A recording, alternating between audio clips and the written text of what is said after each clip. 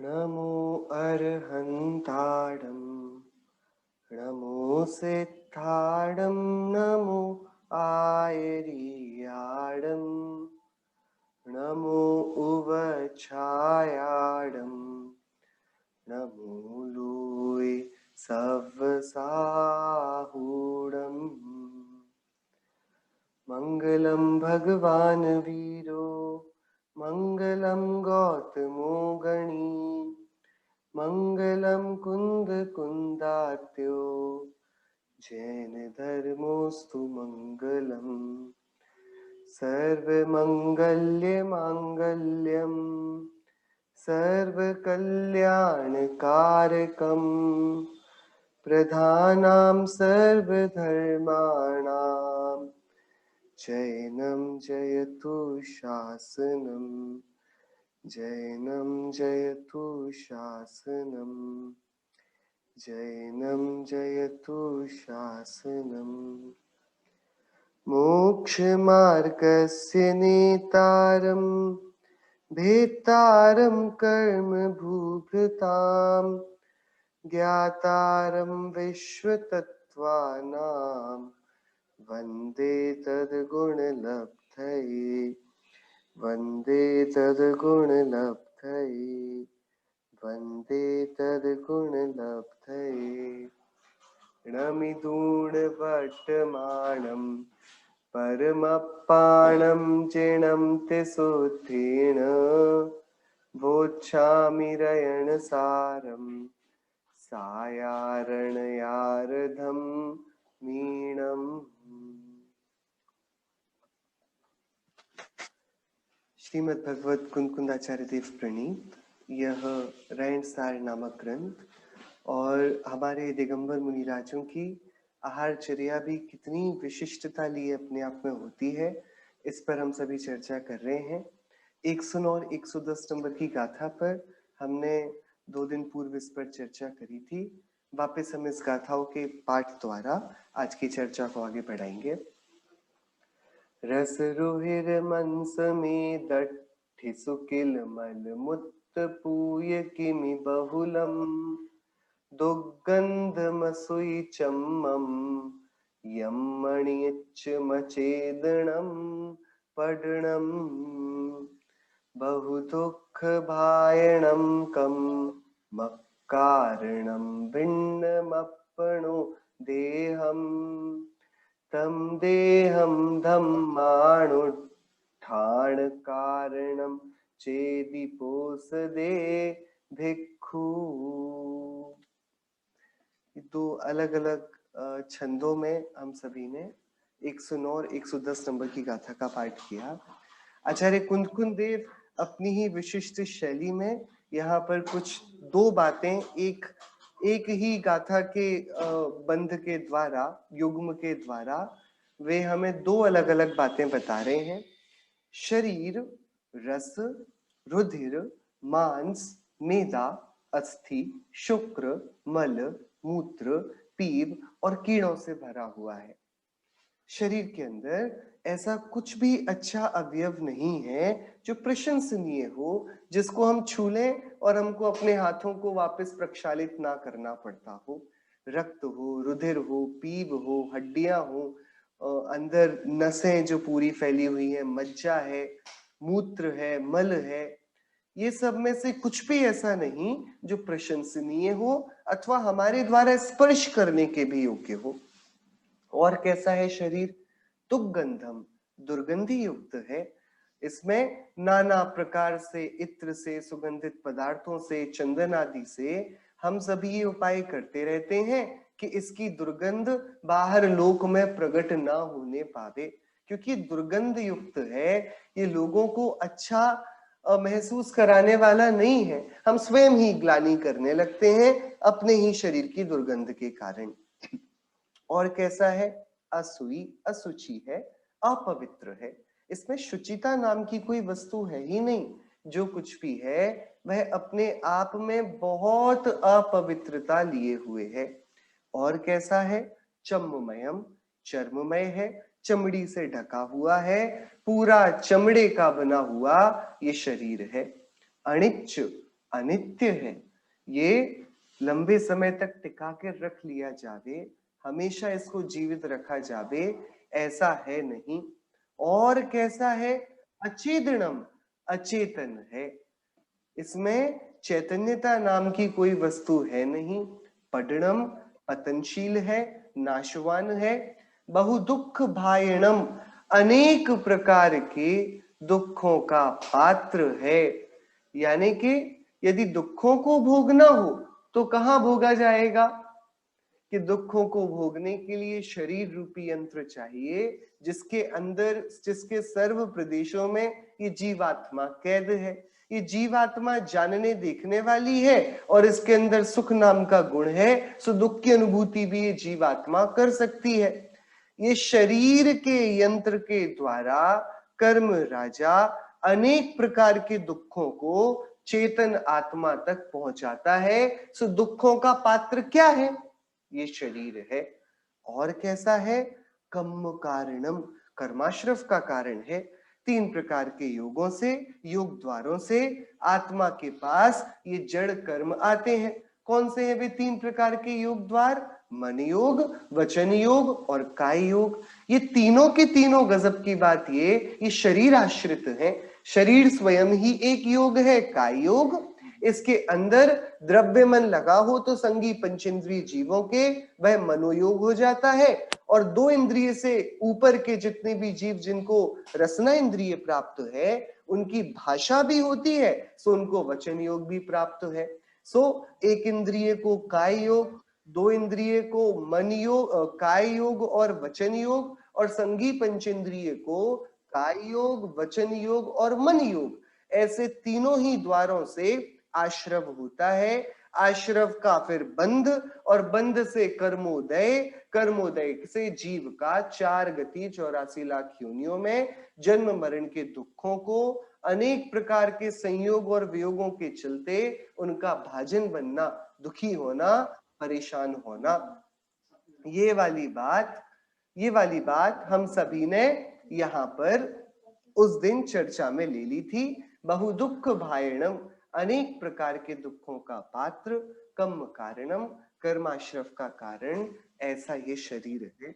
और आखिरी में आचार्य देव ने एक बहुत गजब का विशेषण डाला, अपनो भिन्नम। और ये पूर्व विशेषणों से मिलता जुलता है। पहले बोला था अचेतनम, अचेतन है, अनिच्चम, अनित्य है, पडणम, पतनशील है, बहु दुख भायणम, अनेक प्रकार के दुखों का भाजन यानी पात्र है, और कर्म कारणम, कर्माश्रव का कारण है। यदि ये आत्मा होता तो ये अनित्य क्यों होता? चेतन आत्मा तो नित्य है, कभी नहीं मरता। यदि ये आत्मा होता तो अचेतन क्यों होता? चेतन आत्मा तो चेतना का स्वामी ज्ञानवान है ना, वह जड़ कैसे होता? यदि ये आत्मा होता तो पतनशील कैसे होता? आत्मा तो निरंतर अपने आप को पूरा बनाए रखा है, उसमें हीण क्षीण पतन, वृद्धि, बुढ़ापा ये सब होते ही नहीं। यदि चेतन आत्मा होता तो ये बहुत दुखों का भाजन कैसे होता? क्योंकि आत्मा तो सुखों का बना हुआ है, आनंद का बना है। यदि ये आत्मा होता तो कर्माश्रव का कारण कैसे होता? क्योंकि आत्मा तो कर्मों को नष्ट करने वाला है। आत्मा कर्माश्रव को कैसे करे? वह अमूर्तिक है। कर्म का बंधना, कर्म का रुकना, इसकी विधि क्या है? ये अमूर्तिक प्रदेशों के पुंज रूप चैतन्य देव को पता ही नहीं। वो तो ये 3 जड़ योग बाहर मिलते हैं, उनको निमित्त के रूप में चैतन्य आत्मा के प्रदेशों का कंपन दिखता है। वहां जो परिस्पंदन है उसको निमित्त पाकर 3 योगों के द्वारा कार्माण शरीर और औदारिक शरीर से आहार वर्गणाएं और कार्माण वर्गणाएं जुड़ जाती हैं। हम उनको नाना प्रकार से आश्रव बंध की व्याख्याओं में समझते हैं। सो कर्माश्रव का कारण है, इसलिए आत्मा से भिन्न है। आत्मा से भिन्न कौन है? ये कितनी अच्छी बात है। ये शरीर जो कि जगत के समस्त अपवित्रतम पदार्थों से मिलकर बना, जो दुर्गंध से युक्त है, जिसके स्वरूप के विचार में ही जुगुप्सा और ग्लानि हमारे हृदय में उत्पन्न होती है, जो अत्यंत अपवित्र है, चमड़ी से ढका हुआ है, अनित्य है, अचेतन है, पतनशील है, दुखों का भाजन है, कर्माश्रफ का कारण है।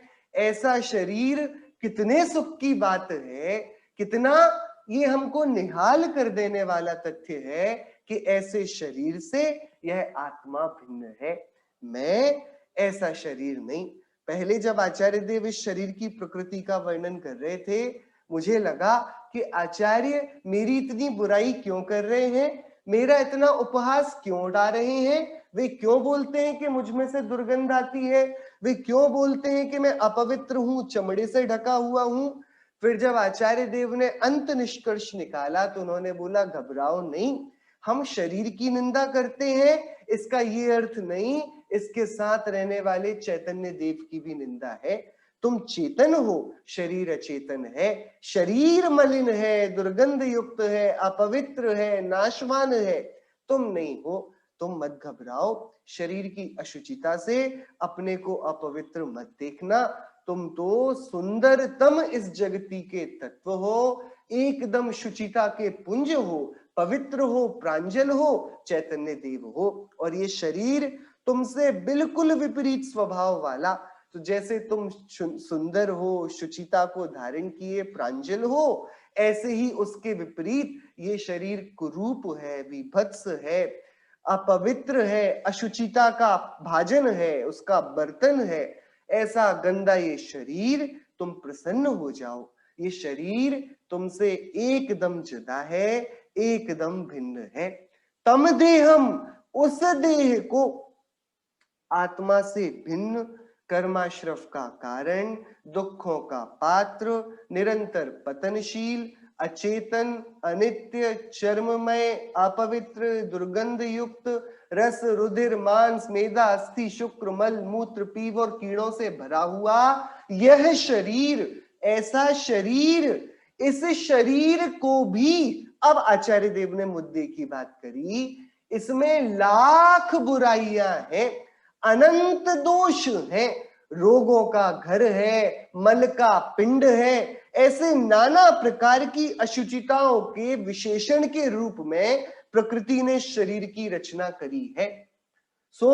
ये शरीर इस प्रकृति में गंदगी का ही पर्याय है, अशुचिता अपवित्रता की ही मूर्ति है। इतना होने पर भी हमारे महामुनिराज धम्मानुष्ठान कारणम, ये धर्मानुष्ठान का कारण है।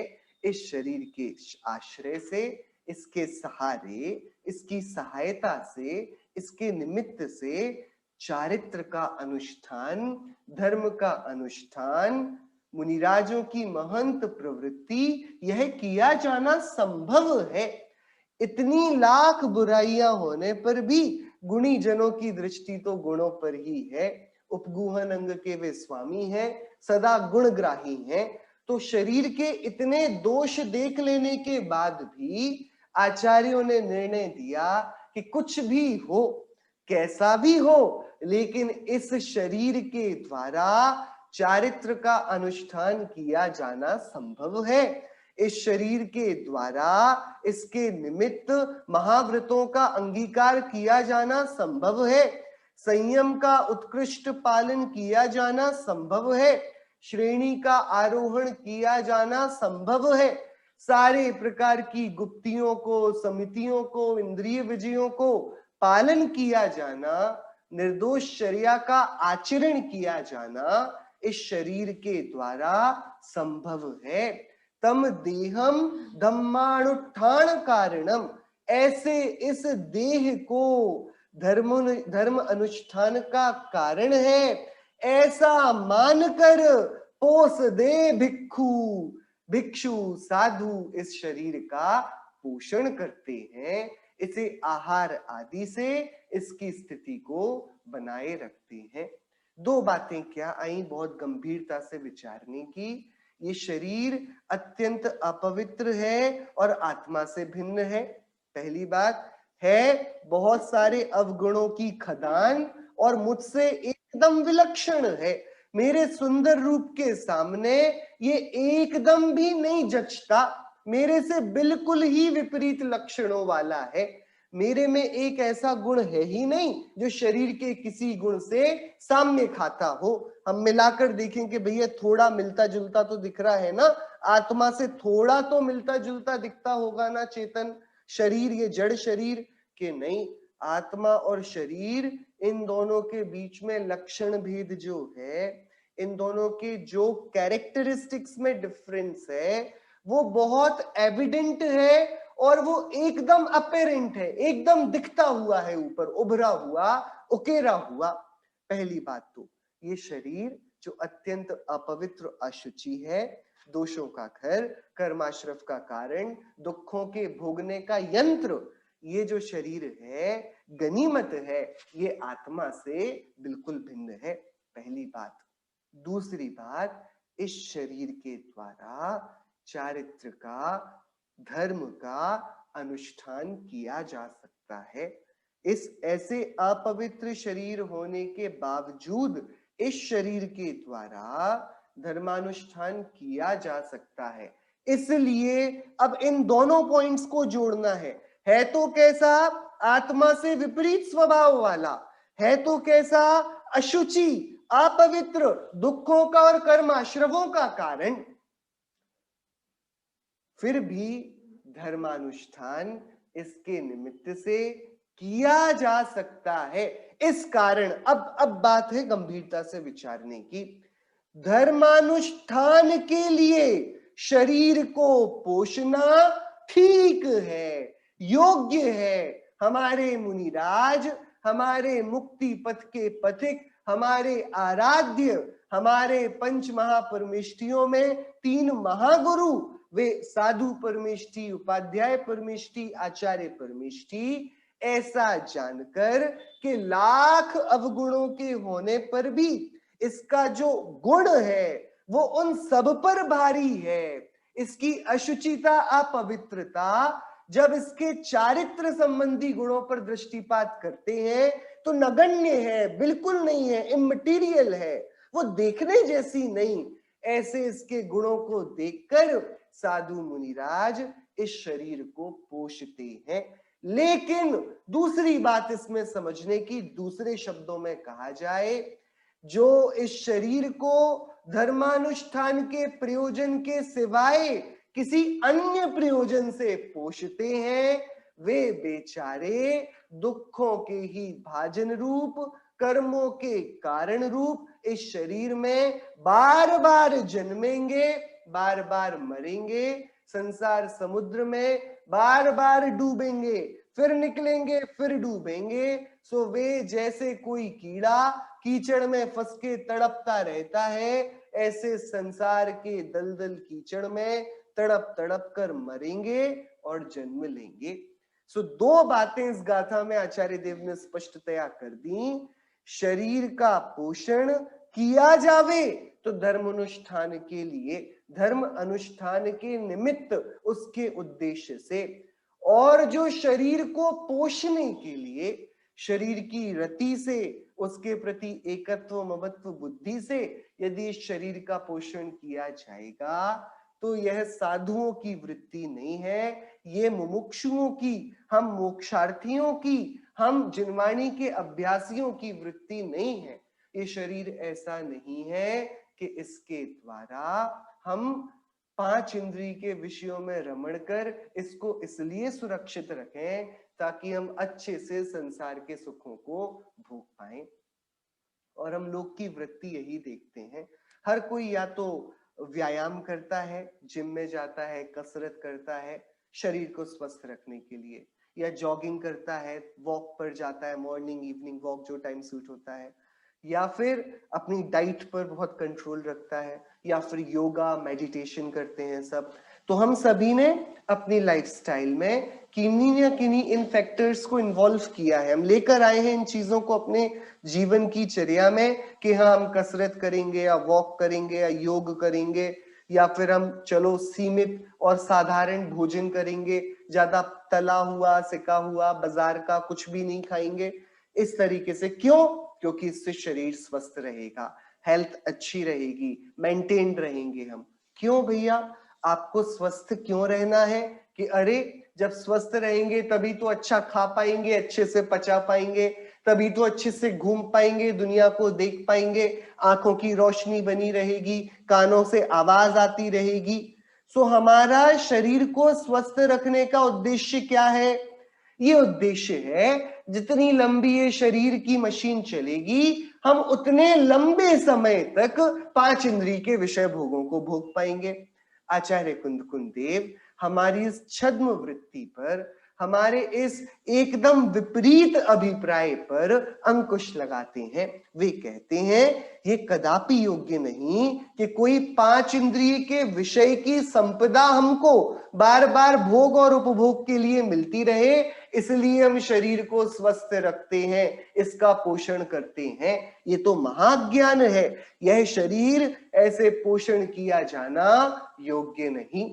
तो कब किया जाएगा इसका पोषण? कि इसका पोषण तब किया जाए जब इससे कुछ लाभ की बात हो।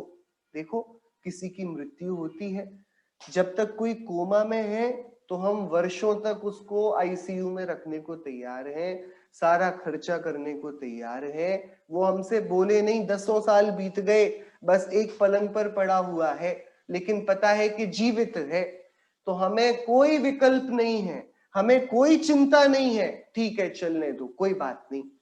जैसे ही पता पड़ा कि नहीं, अब इनकी मृत्यु हो चुकी है, अब ये मरण को प्राप्त हो चुके हैं, जैसे ही ये पता पड़े, हम तत्काल उस शरीर को जलाने की, उस शरीर का कुछ यत्न करने के प्रयासों में, विचारों में लग जाते हैं।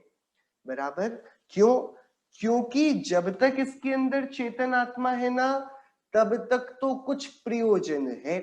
जब नहीं है, तब तो ये सिर्फ दुर्गंध की एक पोटली है, जिसमें बहुत सारे कीड़े लग सकते हैं, सड़ सकती है, गल सकती है। तो अब इसको बनाए रखना ये कदापि उचित नहीं, ये कदापि योग्य नहीं। बराबर? तो जैसे ही हमें वो वाला प्रयोजन जाता दिखा कि अब शरीर का कुछ काम नहीं, अभी तक इसमें जीव जीता था तो हमने इसको 10 साल तक ऐसे भी रखा कि कोमा में रहा, अब जो आत्मा चली गई तो अब कुछ भी प्रयोजन नहीं। जैसे हम जीवित और मुर्दे के बीच में ये अंतर बनाकर रखते हैं हमारे मुनिराज, ऐसा ही अंतर वह शरीर जो धर्मानुष्ठान करता है और वह शरीर जो पांच इंद्रिय के विषयों की आसक्ति में मग्न है, उसमें बनाना चाहते हैं। आचार्य देव कहते हैं जैसे मुर्दे का शरीर जीवित तो है नहीं, तो कुछ काम का नहीं, दुख का, दुर्गंध का, पवित्रता का ही कारण है, ऐसे ही जिन्होंने नरदेह को पाकर, मनुष्य शरीर को पाकर भी धर्मानुष्ठान में नहीं लगाया और पांच इंद्रिय के विषयों में लगाते हैं, उनका भी शरीर ऐसा ही बेकाम का है, व्यर्थ का है, और वह अत्यंत दुर्गंध, अपवित्र, मुर्दा शरीर के तुल्य ही है। ये वाली बात। तो यदि हमें भी शरीर का पोषण करना है तो हमारे अंदर एकदम से नहीं तो भावनाओं के द्वार से, थोड़ा आराम से समझ कर, थोड़ा विचार करके, थोड़ा इन विचारों को अपने मानस में लेकर के हम ऐसे जीवन शैली को अपनाना शुरू करें कि शरीर की स्वस्थता चाहिए तो तुरंत प्रश्न उठना चाहिए, क्यों भैया हम कभी रोगी ना हो? क्यों भैया हमारी आंखें अच्छी बनी रहें? क्यों भैया हमारे कान खराब ना हो? क्यों घुटनों में दर्द उत्पन्न ना हो? क्यों? ये क्यों का प्रश्न आता रहे, ताकि आराम से चल पाए, आराम से टीवी देख पाए, आराम से गाने सुन पाए, आराम से भैया दांत बने रहे, आराम से बढ़िया जो मना है वो खाकर खा पाए। क्या ये हमारे उन प्रश्नों के उत्तर हैं कि हम स्वस्थ क्यों बने रहना चाहते हैं? हम सब एकदम सरल प्रश्न है। आप अपने अंतःकरण से पूछिए, आप अपने शरीर की स्वस्थता चाहते हैं या नहीं? कि हाँ मैं चाहता हूं। क्यों? कि ये भी कोई प्रश्न हुआ? अच्छा रहेगा, हेल्दी रहेगा तो बढ़िया रहेगा ना, हम अच्छे से चल पाएंगे, उठ पाएंगे, बैठ पाएंगे, खा पाएंगे, बात कर पाएंगे, सुन पाएंगे, देख पाएंगे। कि भैया फिर हमने आचार्य कुंद देव की आंखों के सामने बहुत बड़ा अपराध कर दिया। हमारे प्रश्न का तो इतना सीधा उत्तर होना चाहिए था कि भैया शरीर रहेगा तभी तो 6 काय के जीवों की यत्नाचार से हम सेवा कर पाएंगे, हम उनकी हिंसा के अपराध से बच पाएंगे। जब ये शरीर की इंद्रियां स्वस्थ रहेंगी तभी तो हम नाना प्रकार के उपवासों को, नाना प्रकार के अवमौदर्य को, एकासनों को, नाना प्रकार के संयमों को, तीर्थ यात्राओं को, स्वाध्याय को, भक्ति को, दान को, ये नाना प्रकार के धर्मानुष्ठानों को कर पाएंगे।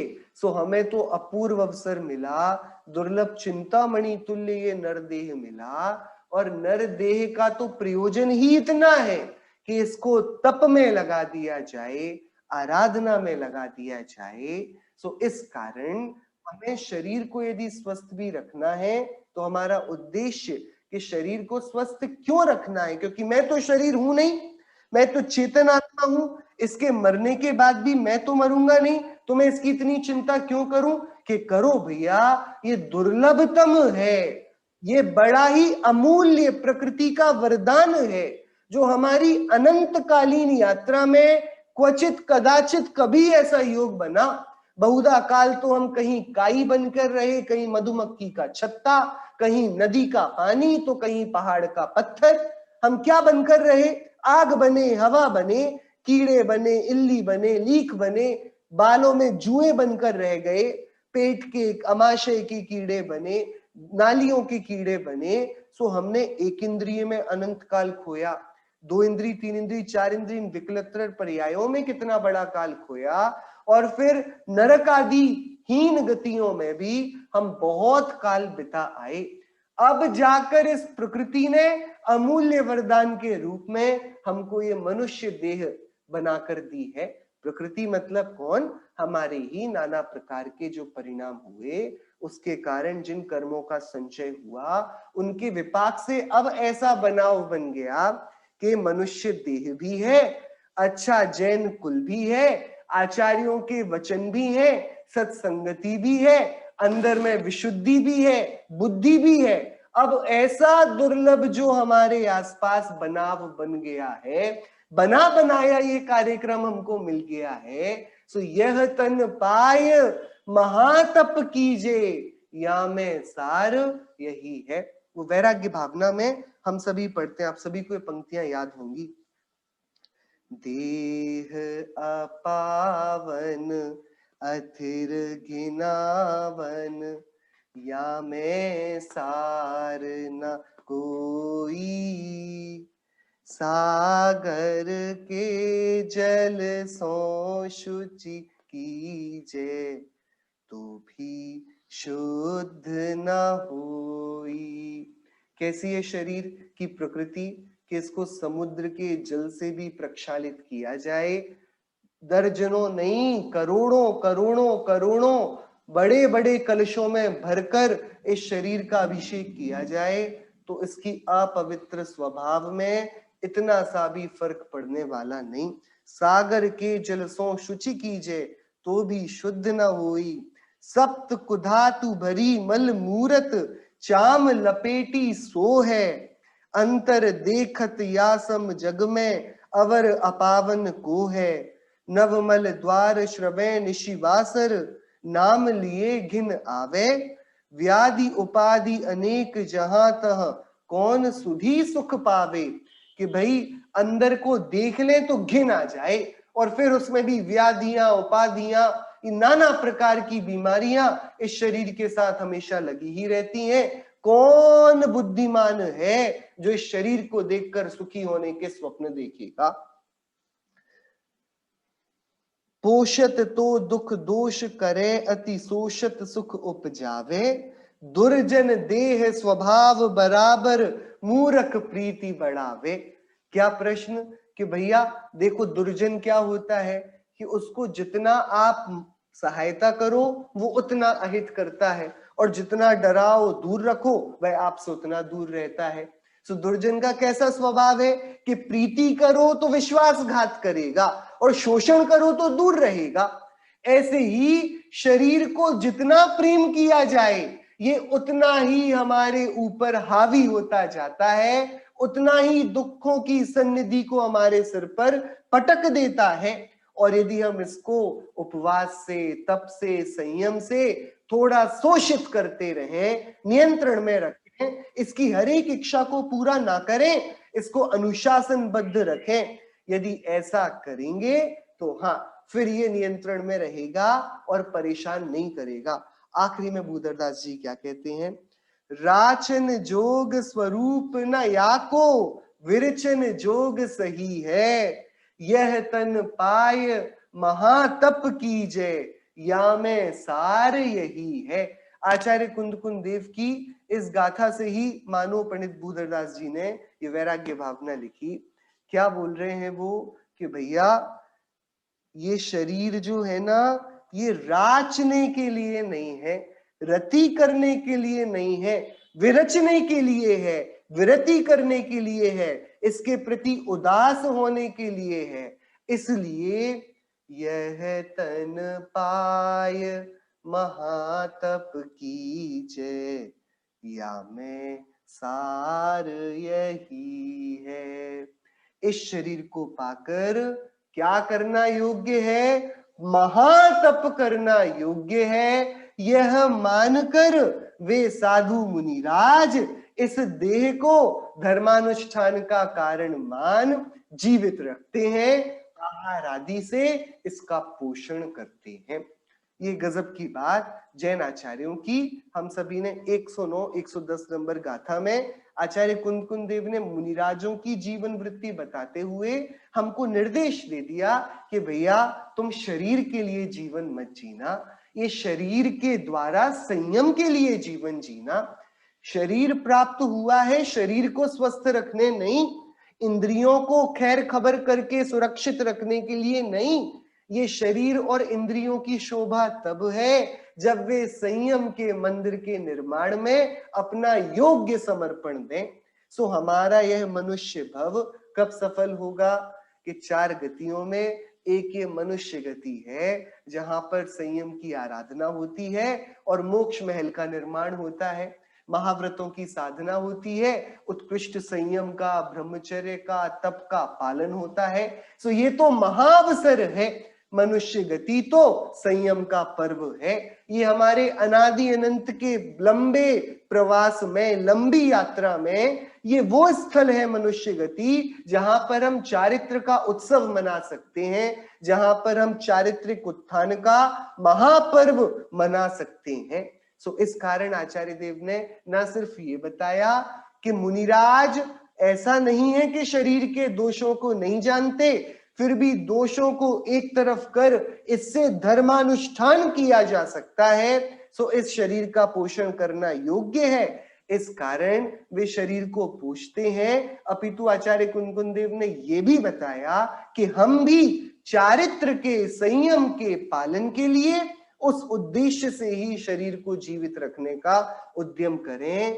5 इंद्रिय के विषयों को हम और अतिशयता से भोग पाएंगे, इसलिए आंखें, कान, दांत, शरीर, हाथ पैर सब सुरक्षित रखे हैं। ये वाली बात हमारे अज्ञान का ही विज्ञापन होगी कि हमने इतनी पोथियां पढ़ी, इतने ग्रंथों को पढ़कर बार बार विचार कर लिया, और अब भी यदि कोई हमसे पूछने आता है कि भैया तुम इतनी ज्यादा कसरत करते हो, व्यायाम करते हो, नपा तुला भोजन लेते हो, समय पर लेते हो, रात में नहीं खाते, खाने के बाद थोड़ी वॉक पर निकल जाते हो, पूरी डाइट फॉलो करते हो, ये नहीं खाते, ये नहीं खाते, ये नहीं खाते, क्यों भैया? बॉडी स्वस्थ रहती है, शरीर स्वस्थ रहता है। क्यों? कि बढ़िया, बस अच्छा रहेगा तभी तो बढ़िया रहेगा ना, कि नहीं। यदि हमारे पास ये उत्तर नहीं आता हृदय में कि अरे शरीर के द्वारा ही तो हम चारित्र के महल का निर्माण शुरू करेंगे, हम इसी के द्वारा तो मनुष्य देह को सफल बनाएंगे, हम इसी के द्वारा तो मोक्ष मार्ग की यात्रा को आगे बढ़ाएंगे, यदि हमारे अंदर में इतना अभी बुद्धि, इतना विवेक जागृत नहीं हुआ है, सो हमें बार बार आचार्यों के वचन, बार बार इनकी पुनरावृत्ति, इनकी भावना करना योग्य है। हमारे पास ये उत्तर हाजिर हुजूर तैयार होना चाहिए। क्या शरीर को रोग रहित क्यों होना चाहिए? इंद्रियों का एकदम जीवंत क्यों बना रहना चाहिए? क्योंकि ताकि हम चारित्र का पालन कर पावे, 6 काय के जीवों की रक्षा कर पावे, 5 इंद्रियों पर विजय प्राप्त कर पाए, शरीर को उग्र तप के हेतु प्रयोग में ले पाए। ये हमारा मंतव्य, ये हमारा अभिप्राय, ये हमारा उद्देश्य होना चाहिए। एक प्रश्न है, अगर शरीर को धर्मानुष्ठान का कारण मानेंगे तो शरीर की रक्षा के लिए अभक्ष्य दवा खाना भी सही हो जाएगा, परंतु ऐसा नहीं है। इसलिए शरीर को धर्मानुष्ठान का कारण मानना सही नहीं है। देखिए, मुनिराजों की बातें हैं। मुनिराज किस मंतव्य से शरीर को आहार कराते हैं, इस प्रश्न की उपस्थिति थी, सो इस प्रश्न का समाधान मुनिराज ने किया। मुनिराज ने ये बोला कि भैया, ये मनुष्य देह से चारित्र का पालन किया जा सकता है, सो हमें उस धर्म के अनुष्ठान के लिए इस शरीर को जीवित रखना योग्य है। लेकिन वे मुनिराज आगे जाकर कहेंगे कि आहार कैसा होगा कि यदि इस शरीर को जीवित रखने के लिए किसी अन्य के शरीर का हनन करना पड़े तो हमें उससे अच्छा मृत्यु योग्य है। क्योंकि जैन मुनिराज मरण से घबराते थोड़े ही हैं, वे तो जंगलों में रहते हैं जहां हिंसक पशु पक्षी जानवर सब एकदम डेरा जमाए बैठे हैं। सो वे मुनिराज यदि शरीर की ही रक्षा करना चाहते तो भैया ये ऐसे निर्भीक होकर अंधेरे जंगलों में क्यों बैठते, कहीं सुरक्षित महल के अंदर बैठकर साधना करते ना तो शरीर पर उपसर्ग होगा, ना हमारा चारित्र का ये महल अधूरा छूट जाएगा। बात समझने की इतनी है, मुनिराजों को देह के प्रति की ममता तो जा चुकी है, लेकिन वे जानते हैं कि शरीर हमारा बैरी नहीं है और शरीर रूपी शत्रु जो अनादि से कहा जाता है, यदि उसको अपने नियंत्रण में रखा जाए तो वह संयम की साधना में एक अच्छा मित्र बन सकता है। उसके लिए हमें इसका पालन पोषण करना चाहिए। पर यदि किसी अन्य जीव पर आपत्ति विपत्ति लाकर इस शरीर की स्थिति बनती है तो मुनिराज ऐसे में आहार का त्याग कर देंगे। और ये हमने पढ़ा था, मुनिराज किन 6 परिस्थितियों में आहार का त्याग करते हैं। उसमें से एक परिस्थिति थी जब वे किसी दूसरे पर विपत्ति जाने, उसका अहित जाने, हिंसा से बना हुआ उस आहार, अपवित्रता से बना हुआ आहार माने, सो वे उस आहार का त्याग करते हैं। सो अभक्ष्य दवा इत्यादि जो कुछ भी, अभक्ष्य दवा ही क्यों, अभक्ष्य भोजन भी यदि मुनिराज जानेंगे कि अभक्ष्य भोजन है मतलब जीवों की हिंसा से बना है तो वे उसको नहीं लेंगे। नहीं, फिर शरीर जिंदा नहीं बचेगा, फिर कैसे होगा भैया चारित्र का अनुष्ठान, कि भैया चारित्र कैसा, फिर 6 काय की जीवों की रक्षा वाले ही तो चारित्र था, तो शरीर को जीवित क्यों रख रहे हो 6 काय के जीवों की रक्षा के लिए। अच्छा कैसे, कि 6 काय के जीवों को मारकर उनका आहार करके ये तो बहुत विरोध हो गया, ये तो बड़ा कॉन्ट्रडिक्टरी हो गया, सेल्फ कॉन्ट्रडिक्टरी हो गया।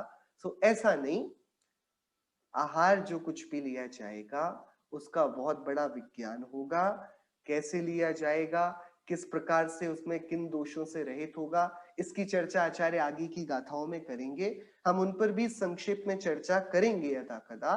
पर हाँ, ये मूल आचार्यों का मानना है, मूल ग्रंथों में ऐसी ही शब्दावली का प्रयोग है, सो हम इन शब्दावली से पीछे नहीं हट सकते। आचार्य कुंद देव यहाँ बोल रहे हैं धर्मानुष्ठान का कारण ये शरीर है, ऐसा जानकर साधु इनको पोसते हैं, मतलब आहार देते हैं। सो कोई गलत नहीं है कि शरीर धर्मानुष्ठान का कारण है। किसे है, जो शरीर का वास्तविक स्वरूप जान, आत्मा और शरीर का भेद जान, अपने को चैतन्य रूप अनुभवते हैं और बाह्य में इंद्रिय संयम और प्राणी संयम में सावधान होते हैं, उनके लिए उनका मित्र ये शरीर ही तो बचता है, जिससे वे अत्यंत दूर म्यान में जैसे तलवार भिन्न है, परस्पर भिन्नता को लिए हुए हैं, ऐसे चैतन्य को और शरीर को वे भिन्न जानते हुए शरीर को अपने नियंत्रण में ले जो वे उद्यम कर पाए इच्छा के निरोध का, वे वैसा तप किया करते हैं, इसमें कोई आपत्ति नहीं। बहुत सुंदर ये प्रश्न था। शरीर कारण है धर्मानुष्ठान का। लेकिन किसको? जो शरीर और आत्मा का भेद जाने, संयम को, चारित्र को धर्म माने, करने योग्य माने और उसका आचरण करे, उसके लिए शरीर के द्वारा ही धर्मानुष्ठान का कार्य किया जाता है। हाँ, यदि हम शरीर को 5 इंद्रिय के विषयों का कारण बनाते, मतलब देखिए एक ही है ना, मतलब यंत्र तो एक ही है। उसी चाकू से आप अच्छा स्वादिष्ट भोजन बना सकते हैं, वही चाकू किसी की हिंसा के काम में आता है। बराबर यंत्र है, उसका जैसा प्रयोग किया जाए वह हो सकता है। अब कोई बोले नहीं नहीं नहीं, चाकू तो हिंसा का कारण है, उसको रसोई का साधन मत बनाओ। चाकू थोड़ी है, बात तो उसकी बनेगी ना जिसके हाथ में चाकू है।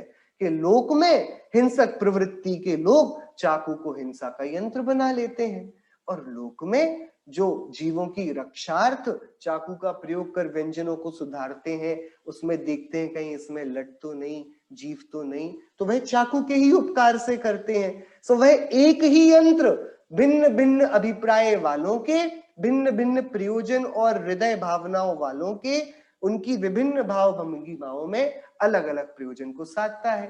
तो जहां हमारा शरीर को पोषना अनंत संसार को बनाता है, वहीं साधुओं का शरीर को जीवित रखना शरीर को ही काटने की योजना बनाकर उनको सिद्धत्व में पहुंचा देता है। यंत्र एक है, जिस शरीर से हम अनेक शरीर बनाने की योजना बनाते हैं, उसी शरीर से वे शरीर मात्र को नष्ट कर देने की, अष्टकर्म के समूह को जला देने की योजना बनाते हैं। सो इसमें कोई बुराई नहीं है कि यदि शरीर को हम धर्मानुष्ठान का कारण कहें तो कोई आपत्ति नहीं।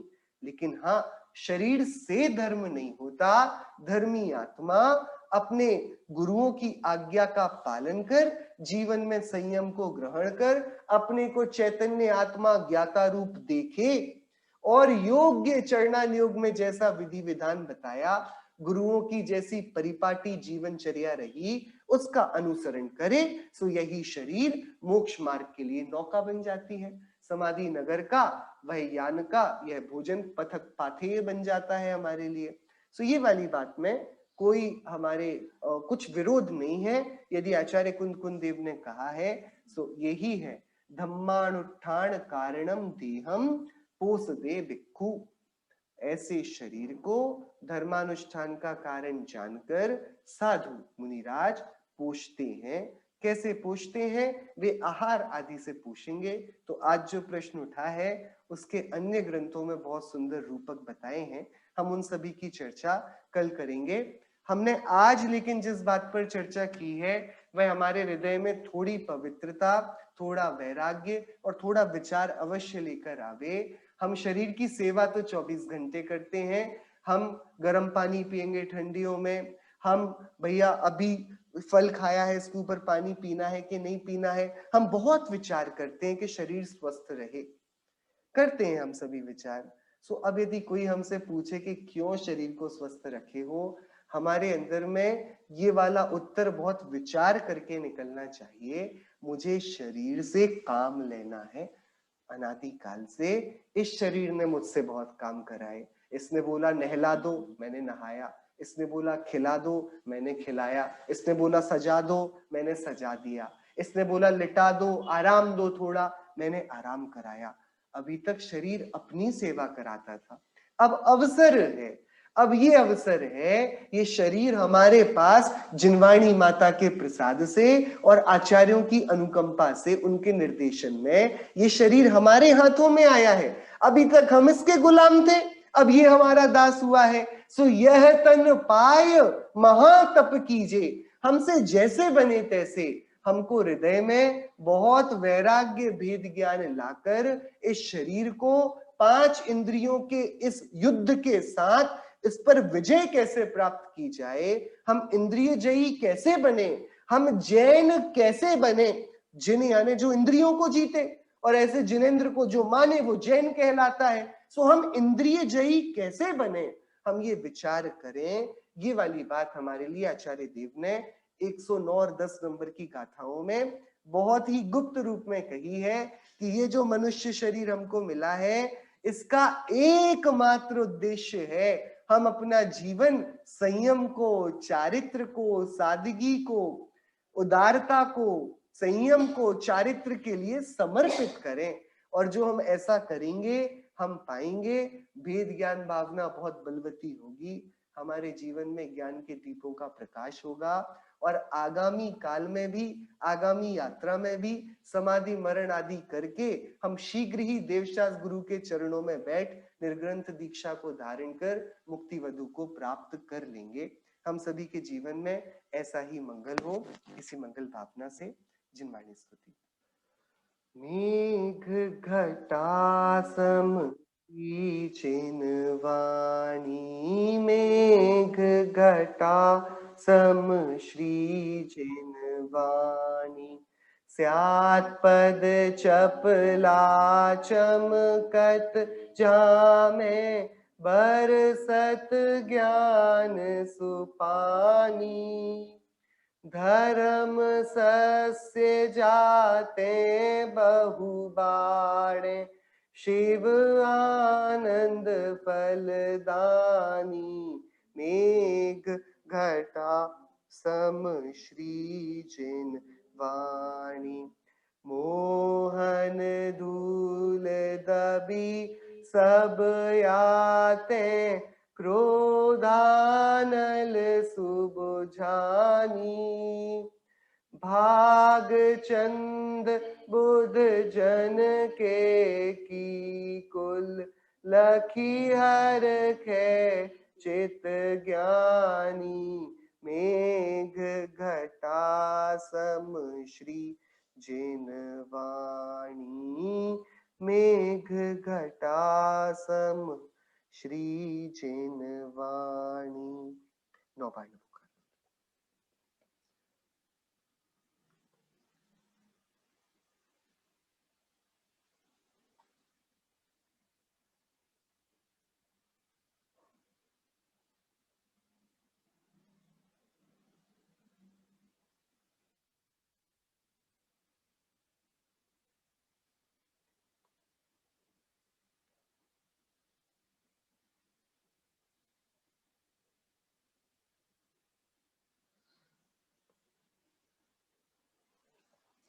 निरंतरमुख मुद्रावन सर्व जिनेन्द्र भगवंतों की जय हो।